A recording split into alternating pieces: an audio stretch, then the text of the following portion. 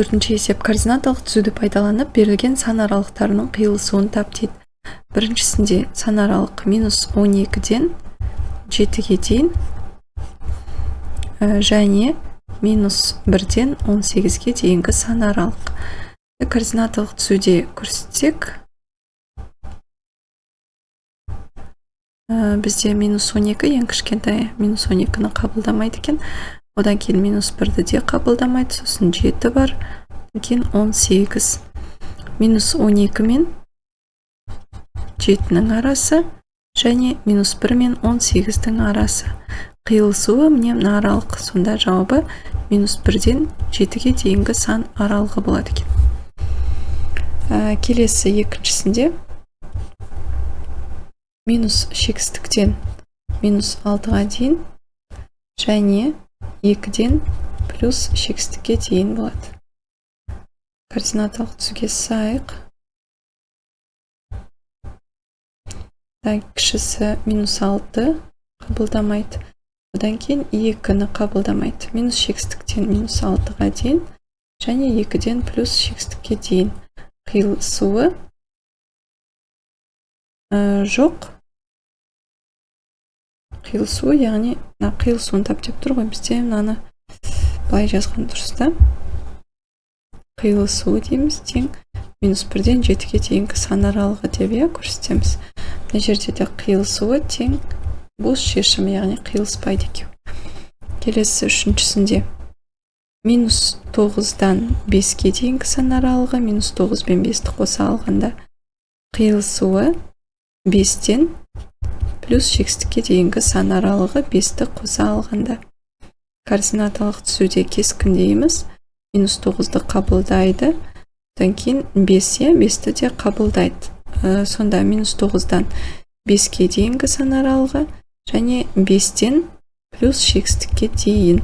Бұл жерде қиылыспайды, бірақ бір сан ортақ бар, яғни 5. Яғни 5 деген нүктеде қиылысады дейміз. 5 болады жауап. Келесі төртіншісінде минус 8-ден 10-ға дейінгі сан аралығы, қиылысуы минус 3-ден 6-ға дейінгі сан аралығы. Бұнда координаталық түзу салайық. Минус 8 кішісі қабылдамайды, одан кейін минус 3, одан кейін 6, одан кейін 10. Минус 8-ден 10-ға дейінгі сан аралығы, одан кейін минус 3-тен 6-ға дейінгі сан аралық. Қиылысуы мына ортасы, яғни минус 3-тен 6-ға дейінгі сан аралығы болады екен. 1015-ші есеп қауынның массасы 4 килограммнан кем емес, бірақ 6 килограммнан артық емес. Теңсіздікпен жазу үшін оны x пен y деп белгілеп алайықшы. Бұл жерде қауынның массасы x килограмм болсын, және де бізде қарбыз берілген екен. Қарбыздың массасы y килограмм болсын. Бұл жерде қауынның массасы 4 килограммнан кем емес, яғни 4 килограммнан артық, мүмкін тең болуы да мүмкін, бірақ тең емес. Кем емес, кішкентай емес. Бірақ 6 килограммнан артық емес, 6 килограммнан кіші, мүмкін 6 килограммға тең. Осындай теңсіздік пайда болады. Енді қарбыздың массасы 8 килограммнан кем емес, яғни 8 килограммнан артық болуы мүмкін, оған тең болуы мүмкін. Бірақ 10 килограммнан артық емес. Артық емес, мүмкін тең, бірақ артық емес, яғни кем деген сөз. Не осылай теңсіздік арқылы бағалаймыз.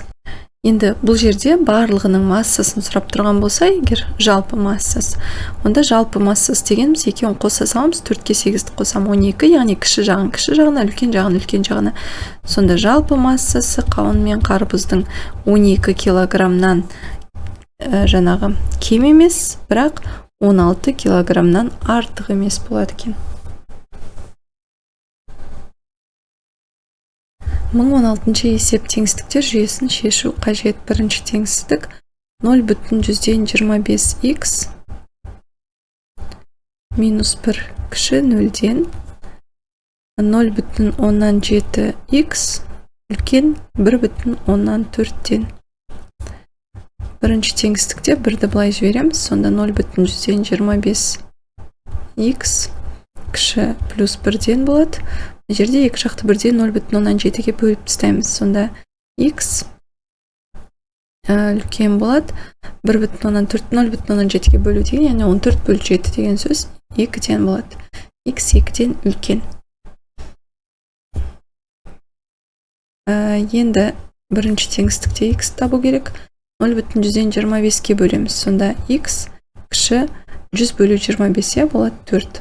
Сонда x үлкен 2-ден 4-тен кіші. Сонда жауабы координаталық түсуде көрсетіп қойық. 2-ні қабылдамайды, 4-ті де қабылдамайды. 2-ден үлкен, 4-тен кіші қиылысуы жауабы болады. Яғни 2-ден 4-ке дейінгі сан аралығы. Келесі екіншісінде 1,2x плюс 3,6 үлкен не тең 0-ден 0,8x минус 4 кіші не тең 0-ден. 1,2x үлкен не тең минус 3,6-дан болады. 0,8x кіші не тең плюс 4-тен болады. Енді 1,2-ге бөлемін екі жақты да. Мұнда x үлкен не тең минус 36/12 3-тен болады. Мына жерде 40/8 болады. 40/8 сонда 5 болады. Координаталық түсуде кескіндеп алсақ, минус 3-ті қабылдайды, 5-ті қабылдайды тең. Минус 3-тен үлкен не тең дейді. 5-тен кіші не тең қиылысуы жауабы минус 3-тен 5-ке дейінгі сан аралығы. Минус 3 пен 5-ті қоса алғанда болады.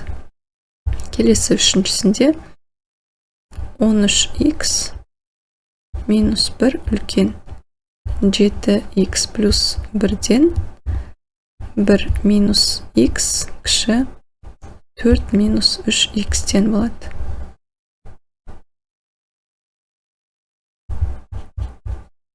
Мұнда 13x-тен 7x азайтылады.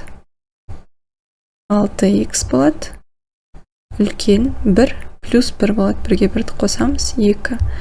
Мына жақта минус x плюс 3x болады. 3x-тан x азайтылады. 2x қалады. Ол кіші 4-тен 1 азайтылады 3-тен. Енді мына жерде екі жақты бірде 6-ға бөліп жіберем. Біріншісінде x үлкен 2-ні 6-ға бөлсек 2-ге қысқарады. 3-тен 1-тен үлкен болып шығады. Екіншісінде 2-ге бөлем, x кіші 3-ті 2-ге бөлсем 1,5-тен болады. Координаталық түзуде бұл жерде 3-тен 1-ді қабылдамайды және 1,5. 3-тен 1-ден үлкен болады. 1,5-тен кіші ортасы жауабы, яғни 3-тен 1-ден 1,5-ке дейінгі сан аралығы болады екен. Келесі төртінші теңістік. Бұл жерде 4x минус 21 кіші не тең 3 плюс x-тен. 5x минус 8 үлкен 1 плюс 2x-тен.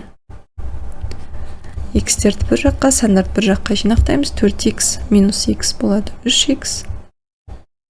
Кіші не тең 3 плюс 21 қосылады екеуі 24 болады. Онда 5x-тан 2x-ті аламын 3x болады. Ол үлкен 1 плюс 8 9-дан болады. Екі жақты 3-ке бөлем, мұнда x кіші не тең 8-ден болады. Мұнда x үлкен 3-ден болады. Мұнда координаталық түзуде 3-ті қабылдамайды, 8-ді қабылдайды. Сонда 3-тен үлкен 8-ден кіші не тең. Беттесуі жауабы, мұнда 3-тен 8-ге дейінгі сан аралығы 8-ді қоса алғанда болады.